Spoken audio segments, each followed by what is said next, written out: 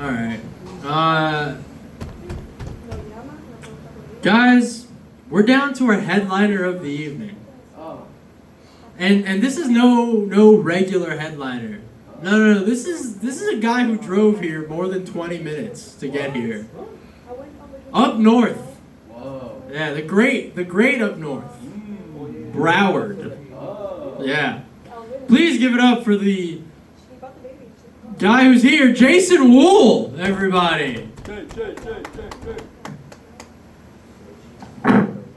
Thank you, Kevin. Thank you, Eddie's Place. Thank you, audience. Thank you for performing to Teresa over here. So my job is to make Teresa laugh as much as I can to see her titties bounce before 1 a.m. Is that how it works? All right.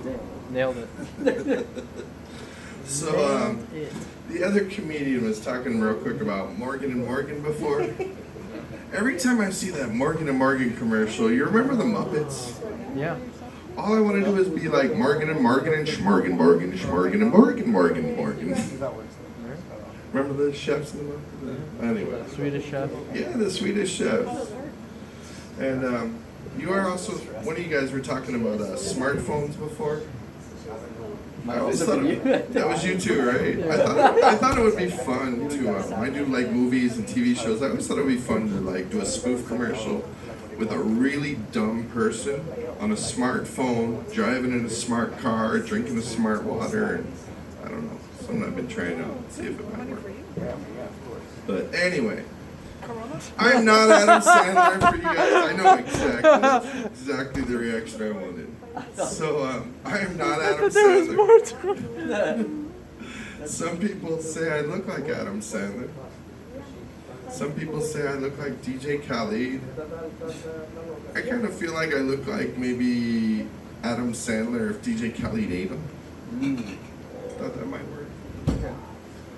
But yes, Kevin introduced me as Jason. I'm Jason Wool, W-O-O-L. I learned that I need to say wool like that and wool like a sheep over the years because everybody for some reason always thinks I say wolf, W-O-L-F. And I'm like, wool like a sheep? People don't, you're fucking farm animals? I'm not the guy that's gonna dress up like a wolf and get in your grandma's clothes. I'm more like the wolf in sheep's clothing that's gonna be like, hey grandma, can you take those teeth out so I can get some real head? Bend her over the bed like the gilf that she is. So, Mark was talking about head and shoulders, something like that as well.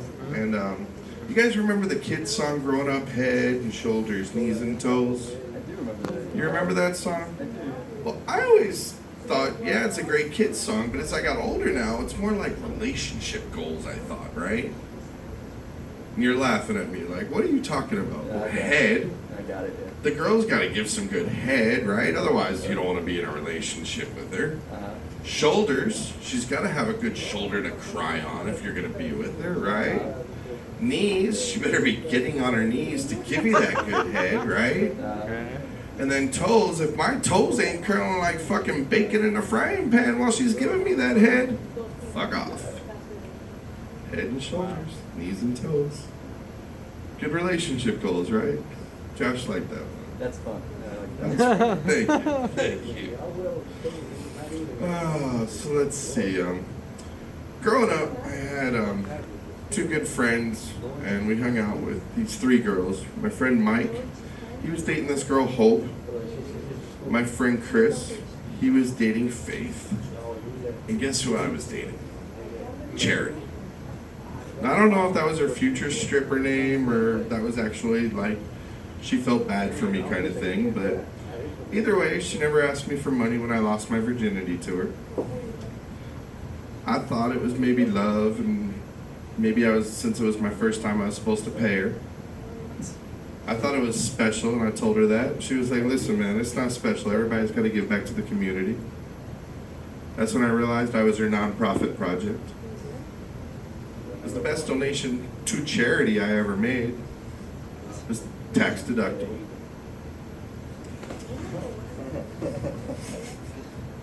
So, I've been living here in Florida a long time, like over 20 years. I'm originally from Philadelphia. Oh, wow. And I realized that I do something that only really Floridians can do. That you really can't do anywhere else, except for kind of maybe in Louisiana and parts of Texas. But it's really a Floridian thing, and that's I love to eat alligator. Yeah, it's amazing. I mean, it tastes great. It's wonderful. People normally are either like you, they're like, ugh, the cool kind of thing. And they're like, ugh, alligator? And I realized, yeah, I love to eat alligator. And I realized, though, that even though it kind of makes me a Floridian, I'm never going to be a true Floridian. You know why? Because I won't eat ass. Some people are like, ugh, alligator? I'm like, ugh, I won't eat ass. Maybe one day I ate some barbecued alligator ass by accident, but that was tasty at least. Do you say it like cold like that? Like if they're like, I love alligator, you're like, well, I don't eat ass. That's a funny one. So, living down here in Miami, I realized that there's a bunch of different things with Spanish and English, and I don't understand some of them because I'm definitely gringo. And I was driving in Hialeah the other day, and I saw the House of Corn, Casa de Maíz. Like, what's that? Maize, yes, the House of Corn, okay? And I'm like, what the hell is this place? I'm like, the House of Corn? I'm like, let me check out their menu. And I look, and I'm like, corn on the cob, roasted corn, 27 different ways you can order corn, right? I'm like, what difference does it fucking make, people? It's still coming out the same way, right? That's a corny joke, I know. So, let's see, what else do I have for you guys tonight?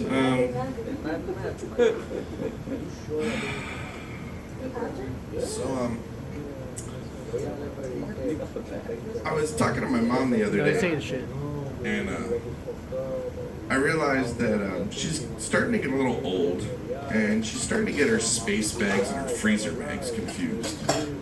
And I realized this because I looked in her freezer the other day, and I'm like, Mom, why the fuck is there a sweater in your freezer? That doesn't work.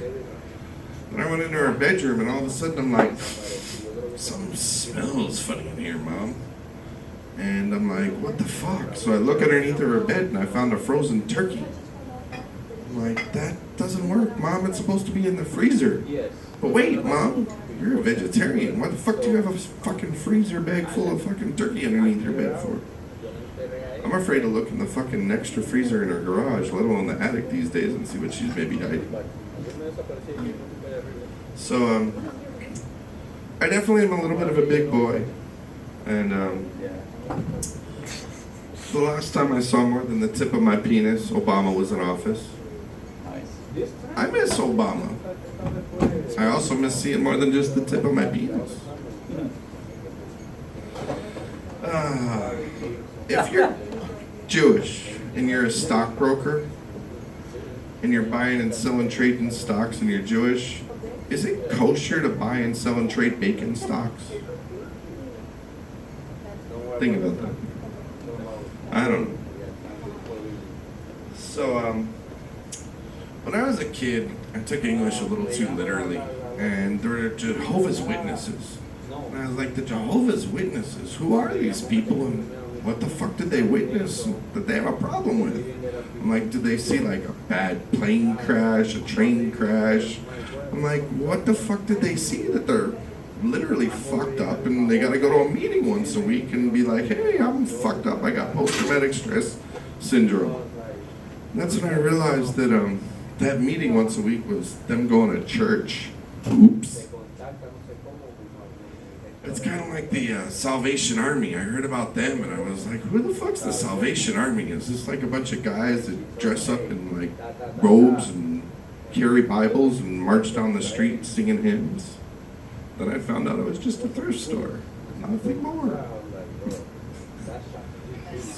Kind of like the NAACP. I thought it was, I heard it was the National Association for the Advancement of Colored People. I thought it was originally the National Association Against Colored People. Oops. It's kind of like the difference between a creamery and a crematorium. As a little kid, no matter how many times my mom tried to explain to me that a creamery was where you got ice cream, and a crematorium was where they literally shredded people and burned them all up. I was like, that just seems like Auschwitz with sprinkles. Ooh, Teresa liked that one. I used to work for a Jew. She used to work for who? Okay. All right, I'm getting the lights. So my last one's here. Living here in Miami, I realized that Jesus can go both ways. I know, Teresa, the first thing you're thinking is gay or straight these days, right? Well, I realized it's the pronunciation, okay? It's either Jesus or it's Jesus. Now, if it's all beautiful, holy, robes, died on the cross, literally nailed it, that's Jesus, right? If all of a sudden he walks in with ripped jeans, smells like weed, 3 hours late, carrying a 6-pack of Modelo, wants to get paid under the table, that's Jesus, right? Or, I'm sorry, that's Jesus, right? If all of a sudden you walk in your house and your grandmother's clutching her pearls, sitting there on the couch crying, she's praying to Jesus. If all of a sudden you walk in your house and you hear, shit, that was coming from your bedroom, and you open up the bedroom door, you see your girlfriend and she's fucking Jesus cheating on your ass. If all of a sudden you walked on water, that was Jesus, right? If all of a sudden you hear somebody walking around on your roof at 3 a.m. screaming, "Where's the weed?" That's Jesus. If all of a sudden you see somebody run by your window, jump in, hide underneath your bed, and before you know it, somebody's knocking at your door. You open up the door, and that's ice standing there. That's Jesus underneath your bed, praying to Jesus. Ice isn't going to come take him away. That's my time, guys. Thank you very much. Thank you, Eddie's Place. Thank you, Teresa, for putting up with us comics, and have a wonderful night. And hopefully you have some fun before 1 a.m. Give it up for Hassan. Yeah.